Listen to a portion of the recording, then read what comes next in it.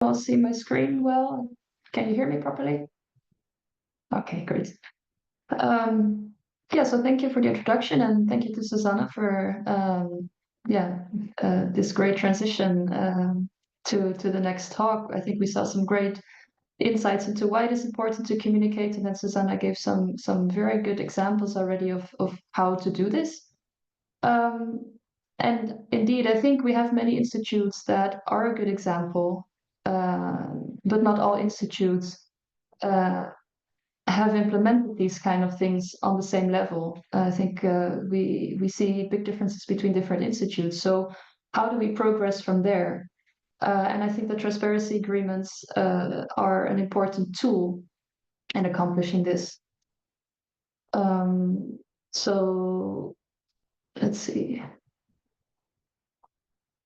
So what is a transparency agreement and how can this help to move further as a community? In the first place, what I want to start talking about, in the first place, it's a document, of course, a document with 4 commitments. So it's a document that institutes involved in animal research can voluntarily sign up to, and their signature means that they will, first of all, acknowledge their involvement in animal research, and that they will communicate this involvement in animal research. And then to go a bit beyond that, the third important element is the proactive attitude in this. So proactively searching for opportunities to share your involvement and sharing your research with the public, with the media, with journalists, with politicians, maybe. And then an important element is, of course, sharing this progress. So that's where these collaboration between different institutes come in to learn from each other's experiences, to share ideas, and to discuss potential problems or successes that you might have had.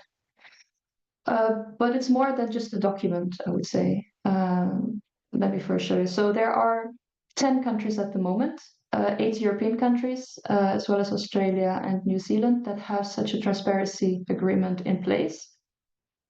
And altogether, there's about 600, between 500 and 600 institutes that have signed up to these transparency agreements. So they all make these 4 commitments. As I said, it's a bit more than just a document. So EARA has been supporting the drafting and the implementation of these transparency agreements in different countries. And what we generally advise and what most of these countries implement really well is to, after signing this document, to keep the document alive by forming a network, an active network between the signatories of these agreements. And basically, this looks a bit different in every country because these transparency agreements work a bit different in every country. The culture is a bit different everywhere.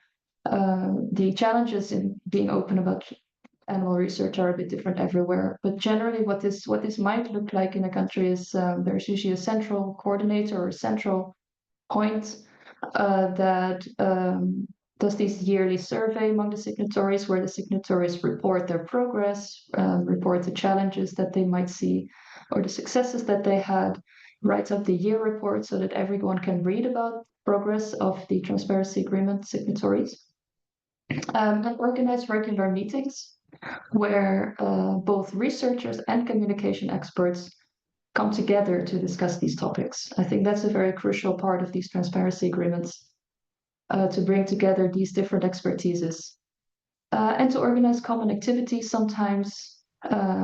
For example, like we saw this science fair. Some transparency agreements share information via newsletter, or have a monthly drop-in hour to discuss whatever topics might come up. The German transparency agreement does that, for example. And as I said, this brings together the researchers and communication experts.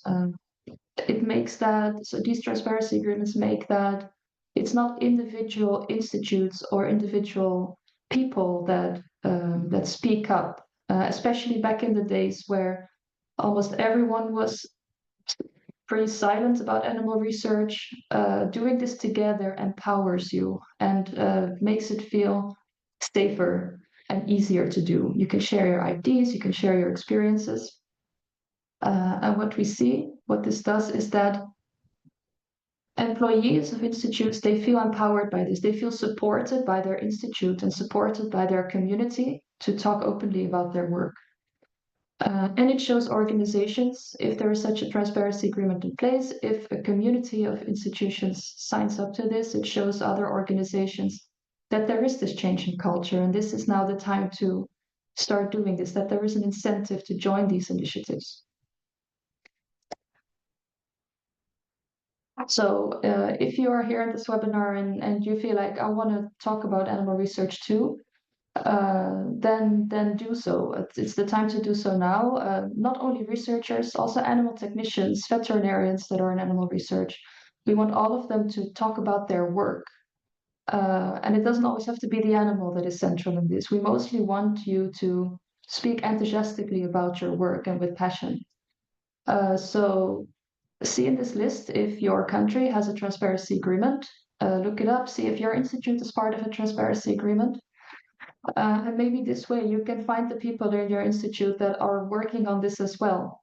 And maybe you can find those people and talk with them and see if you can do things together, learn from each other. Because you can know everything about your research, but communicating about animal research is another thing, and you need to learn about the discussions that are going on, the arguments that are being used. Learn about how the general public sees animal research, because you are very used to seeing what you see, but people outside have no clue. So this is why it's so useful to form these networks, to find the other people that do work on this.